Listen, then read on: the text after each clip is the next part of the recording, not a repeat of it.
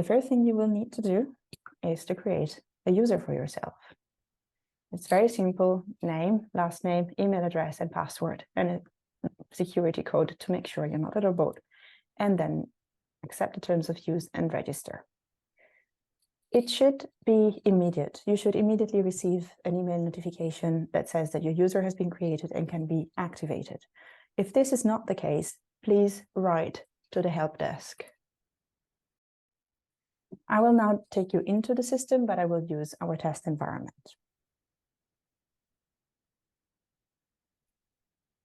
This is our dashboard area. It's divided in 3 parts: notifications, my applications. This is where you will see the applications that you have already been working with, and the list of the calls that are open for application or that have been already closed. In the top right corner, you can see an icon, and if you click on your username, you will find your data, and we strongly encourage you to tick send notifications automatically to my email so that you will receive a message when milestones happen in Jems. And we'll see more about that. In order to submit a project application in an open call for proposals, the first thing you need to do is to click on apply. The system will ask you to give some very essential information, like the acronym of your project. And then you can create a project application. This will take you into the application form. You will see the menu of the application form on the left. You can collapse all the sections, and we'll do just this to give a little tour of all the parts of the application form and all the points in the application form menu. The application form is composed, in fact, of 4 sections. Project identification, where there is summary information and overview tables. Then project partners area. This is where you will add information about each partners, including their budget and their state aid. And this is also a section where you will add associated organizations. The project description is where you will provide the bulk of the content of the project, both objectives, planned results, work plan, and other project managements and future plans for the project. The project budget section is just an overview of the project budget data that have been inserted in the partners overview. Section E, project lump sums and unit cost, is not applicable for main projects, so this section you can freely ignore. The application annexes area is where you will upload the 2 mandatory attachments, the lead partners and the partner statement. And in the check and submit area, you will be able to see the statement that the lead partner has to carefully read before submitting an application. And you will have this blue button called pre-submission check. This is a very important button, and we recommend that you click here, maybe as the first thing you do when you create a project application, or a number of times throughout preparing the application, because this is what automatically is checked by the system for the completeness of your application. Every time a red icon is displayed, it means that the application form is not complete and some information is missing, or it doesn't meet certain eligibility criteria. On this side, you can see how many issues there are that needs to be addressed, and you can expand or collapse the details. When you will have completed your application form, before submitting, you will have to run the pre-submission checks again, and when they only show a green icon, then you're ready to submit.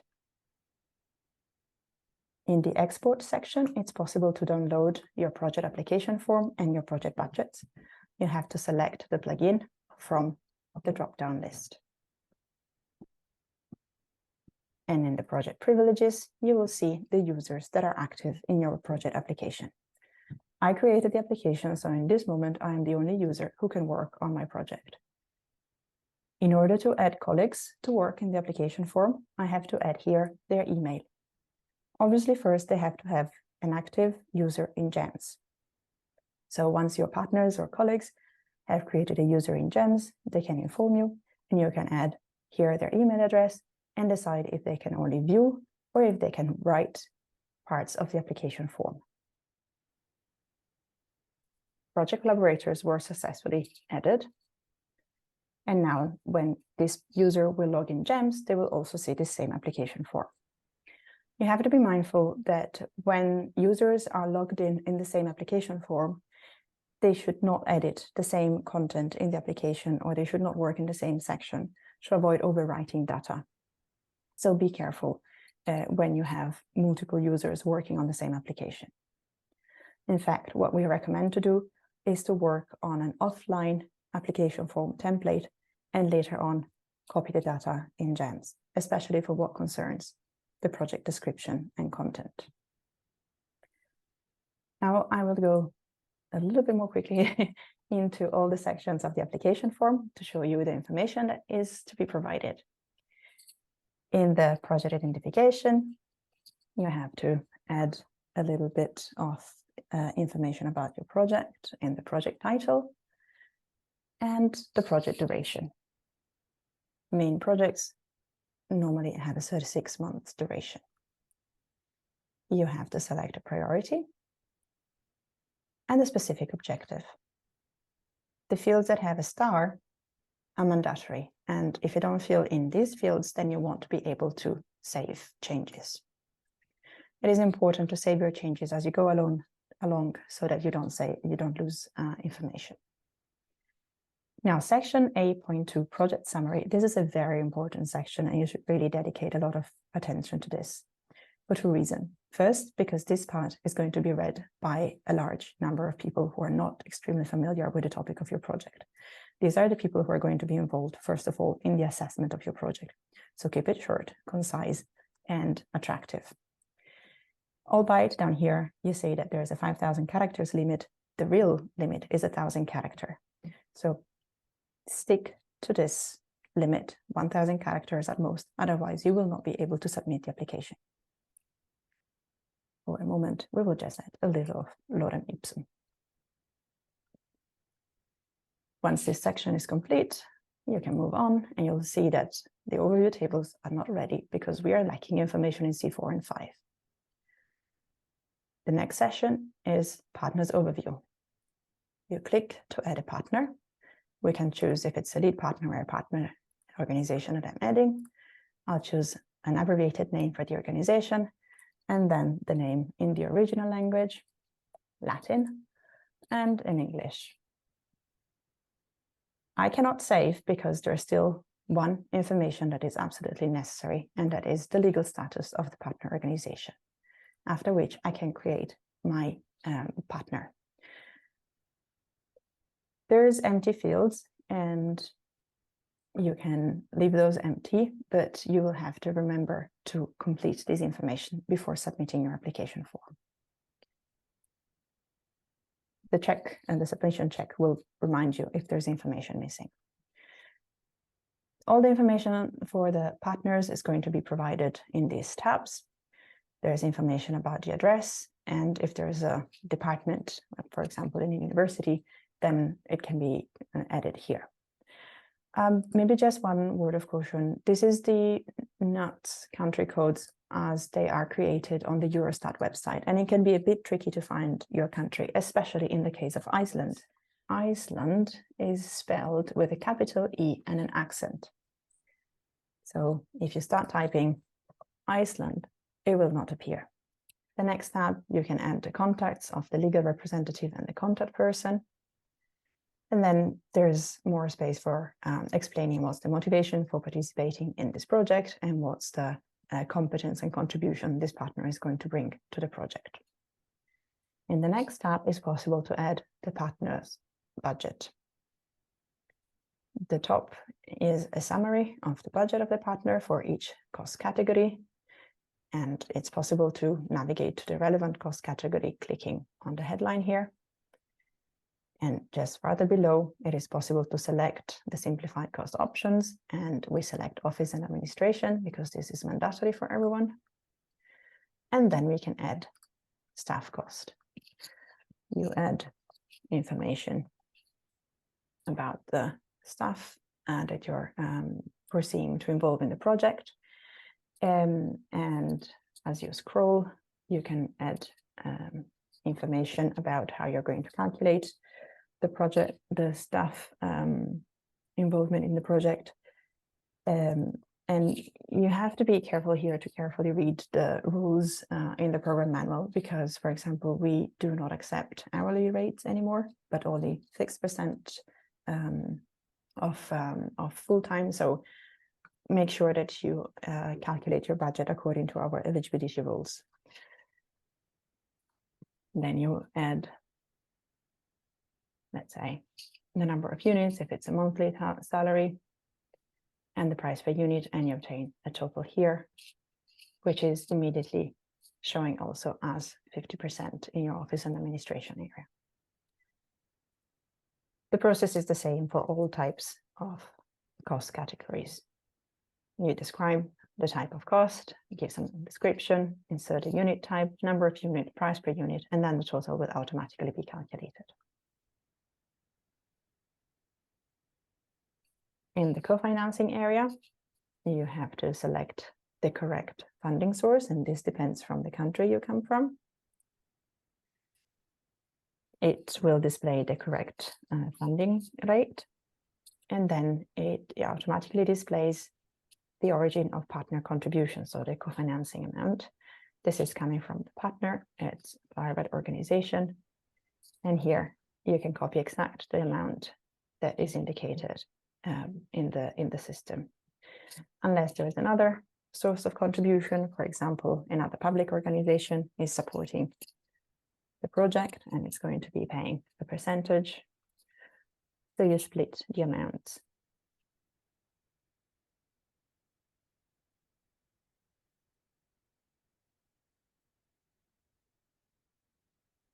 And save the changes. In the state aid section, you please read carefully 4 questions that will help you understand if your organization or if your contribution to the project is relevant for state aid. Depending on the answer that you will give, the result of the state aid will change. There is no risk of state aid in this constellation, but there is a risk of state aid in a different constellation.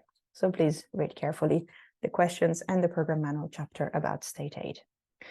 Whenever an answer is selected, whenever yes is selected as an answer, just please add some explanation for us. Further down, there is an option to choose the GBER scheme, but you can leave this empty and it's going to be taken care of by the program in case your project will be approved. If the project is involving associated organizations, these are organizations that participate not with an own budget, but they contribute to the project activities with, for example, advisory or with participating in meetings, then you can add them here. And you have to indicate the partner to which this organization is associated, as well as other information concerning the organization. If we move on to the more content intense part of the application form, here you will give us the project overall objective. There is some guidance for you here, but there's more comprehensive guidance in the offline application form. All of these sections foresee a descriptive element, so you can use the text available. It's not going to be 5,000 characters, it's going to be between 1,000 and 2,000 characters to answer all these questions about the relevance and context of the project. In the target group area, you will have the possibility to select the relevant target groups from a drop-down menu and add as many as you need. For each target group, we ask you to specify why it is important to involve them and how you will involve them. The same mechanism works for the wider strategies and policies. You can choose and select which ones are relevant and describe how you're going to contribute, how your project is going to contribute to each of them.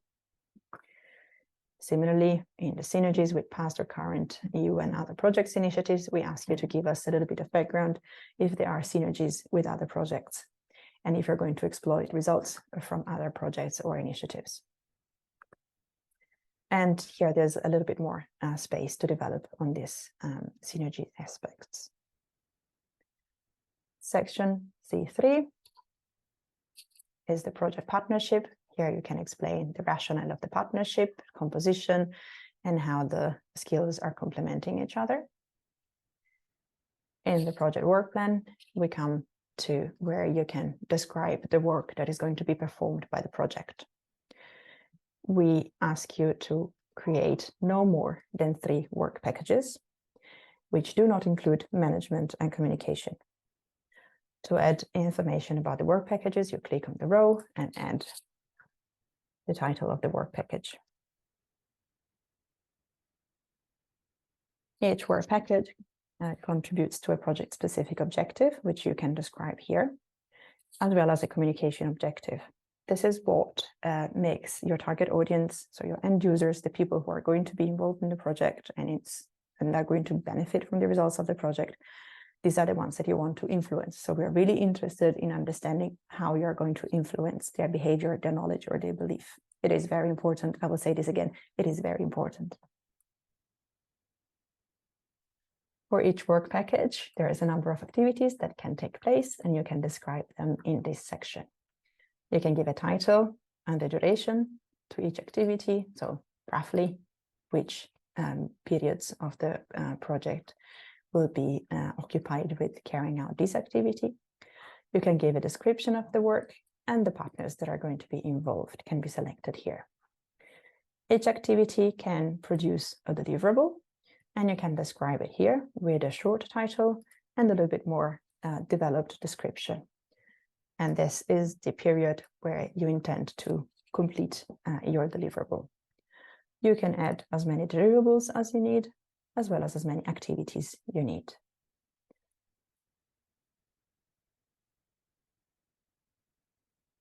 A work package may or may not lead to the delivery of an output, which you can add here. You can add an output title, which should also be short and clear. Select a relevant indicator, and for choosing the right indicator, I strongly encourage you to read the program manual and the description of the indicator, as well as the evidence that needs to be provided for each indicator. What all projects will be contributing to is this RCO 8711, that is organizations cooperating across borders. All projects will be including this indicator in their work packages, and this will include all the partners organizations that are participating in this project, because these are the organizations cooperating across border.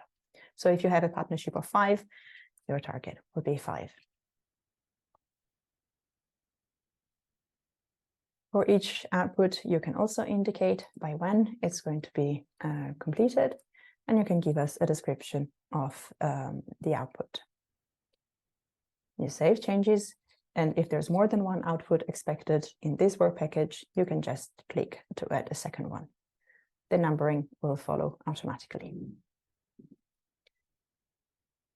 In the next section, you can describe what are the project results. You select again from a drop-down list. These are the indicators that are relevant for the specific objective chosen by the project. Each of the specific indicator, result indicators have a description where you can understand what are the expectations. And you should carefully read them and get in touch with us if there's anything that needs to be clarified. And in this area, you can describe how your project is going to contribute to the achievement of these indicators. The baseline is 0, but you can set the target value to the relevant number for your project. And again, you can indicate by when in the project lifetime you think this result will be reached. It can be within the project duration or after the project duration, and this means indicatively within a year after the end of the project. The next section, project timeline, is an automatic Gantt chart filled in based on the information in the project work plan and in the project results. In the project management section, you will answer a number of questions about management and coordination, quality measures, risk management, as well as general approach to communication and financial management in the project. Information about cooperation criteria can also be given here. Please remember to select at least 3 of the criteria. Development, implementation, and financing are mandatory. So generally, all projects contribute to all 4 cooperation criteria. If you don't know or are not familiar with this wording and with the meaning of this criteria, you will find this well explained in the program manual. And for the horizontal principle also, there is important explanation about what is the program ambition for each of the horizontal principles, and we expect that the projects take this into account and describe how they're going to contribute to sustainable development, equal opportunities, and equality between men and women, both in their project daily operations as well as a consequence of the project work. The last content-intense part of the application form is called long-term plans, and this is how we are going to describe the ownership of the outputs in particular, how they're going to be maintained, what is going to be done to make sure that these outputs are relevant for the target groups after the project lifetime, and how you're going to reach farther than the partnership with your project work. At the bottom in section D, you will have an overview of the budget information for each lead partner, their funding amount, funding grant rate, public contribution, private contribution, and the total eligible budget. In the next tab, you will have an overview per type of cost. And if we go back to section A in the project overview tables, here you will have a summary of the output and result indicators chosen by the project, and the baseline and target values and measurement units.